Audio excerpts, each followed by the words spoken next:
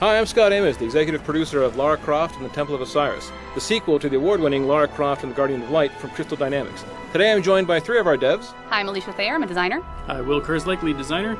I'm Robert Shebeck, the producer. So in today's Dev Diary, we're going to take you through all the awesome, exciting adventure we have planned for you for 4-player co-op action and talk about our characters and all their features. But looking back at Guardian of Light, it was an instant classic when it shipped.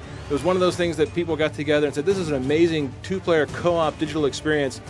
That was the inspiration and the blueprint for us to say, how do we push ourselves further for Temple of Osiris? How do we get to a 4-player game? How do we go with more characters online, with more craziness, with more exotic gameplay? So for us, this is all this labor of love. So in this adventure, we have Lara Croft, the world-renowned archaeologist. We also have Carter Bell, who's new to the series, and he's an up-and-comer and competitor to Lara Croft.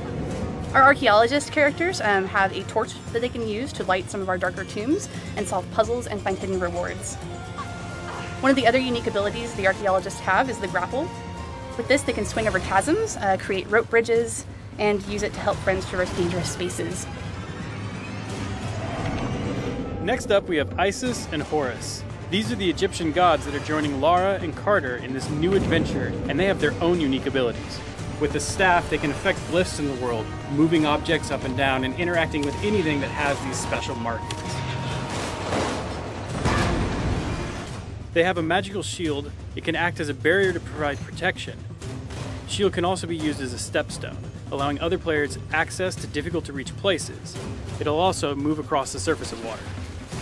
Now, because co-op is such a focus for Temple of Osiris, we made sure that the world would react accordingly depending on how many players are in the game at one time. For example, when you add in your friends, the puzzle might actually change dynamically. There could be more mirrors, more obstacles, more enemies to deal with. And naturally, something we've seen is the more players you have at one time, the more chaotic the game can become. So you'll start competing for loot, but you also start griefing your buddies, kind of that competition angle.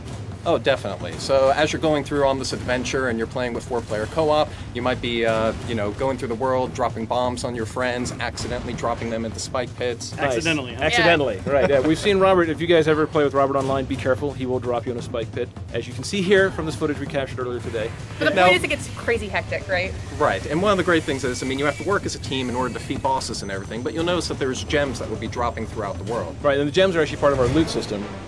Yeah, so the gems, each individually, players collect gems. Now, weapons and things, and to beat the puzzles within the game world, you do have to work together, but the gems are unique to your character, and you want to collect as many as possible.